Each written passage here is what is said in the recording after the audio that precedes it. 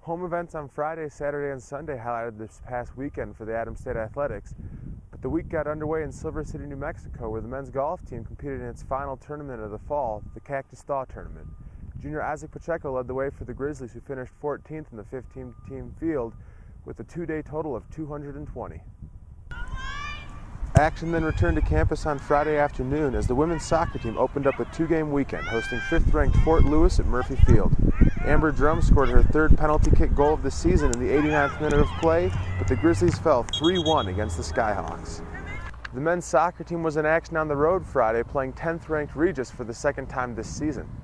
The Rangers scored 5 goals in a 20-minute span in the first half en route to a 7-0 victory against the Grizzlies. The volleyball squad played its 4th straight home match on Friday evening, hosting Western New Mexico at the Flappy Hall Gym. The Grizzlies claimed a close first game, 25-23, then dropped a pair of close games before Western New Mexico took the 4th and final game of the match,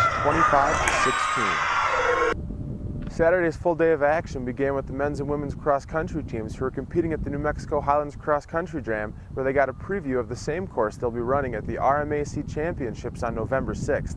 Brandon Birdsong led the men's team with a second-place overall finish, and Asheley Quintana, running just 45 miles away from her hometown of Pecos, New Mexico, took the women's title by an 86-second margin.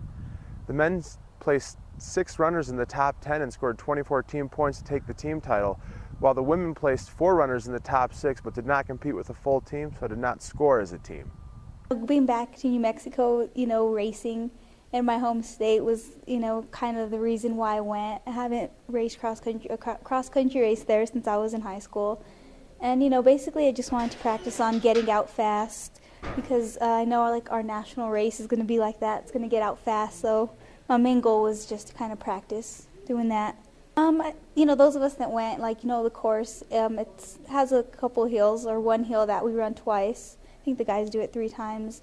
So, I don't know, I guess just we kind of know what to expect. I guess it's pretty much the only advantage that we have. Saturday evening was a busy one on campus, and it all began with volleyball as Adams State was playing its 5th straight match at Clackey Hall and capping off a 5-match homestand. The Grizzlies had little trouble against New Mexico Highlands, dismissing the Cowgirls 3-0 as freshman Laura Loosebrock continued to make an impact with the match leading 12 kills. It was then out to Rec Stadium where the Adams State football team was hosting its first game under the lights of practice, taking on Fort Lewis in the 45th annual Musket Game. The Skyhawks grabbed the lead near the beginning of the second quarter, but running back Thomas Brown sent the Grizzlies into the half with the score tied, finding the end zone on a 23-yard touchdown run before the break. It was a defensive battle throughout the second half, but it was Fort Lewis that came out on top, recording the only score of the second half and topping the Grizzlies 14-7.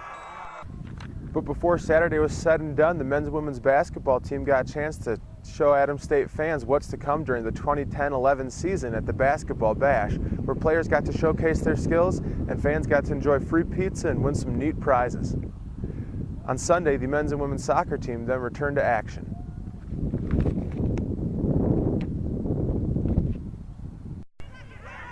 The women were at home again on Sunday, hosting Colorado Mines. Amber Drum scored her 2nd goal of the weekend and team-leading 6th of the season on an assist from Passion Griffin, her first career point, tying the game up early. But the Ore Diggers would go up 2-1 before intermission and hold the Grizzlies off the board in the second half, leaving Alamosa with a 3-1 victory. Men's soccer was on the road at UC Colorado Springs on Sunday, looking for revenge after suffering an 8-0 loss in their first meeting of the season. But the Mountain Lions scored 3 quick goals after the teams went into the half scoreless en route to a 3-0 victory over the Grizzlies. Volleyball returns to action on the road this weekend at CSU Pueblo on Thursday and then traveling to Western State for a match on Saturday. Football will be on the road as well this weekend as they play 20th ranked and RMAC co-leading Colorado School of Mines on Saturday. This weekend, both the men's and women's soccer team will wrap up their regular season schedules.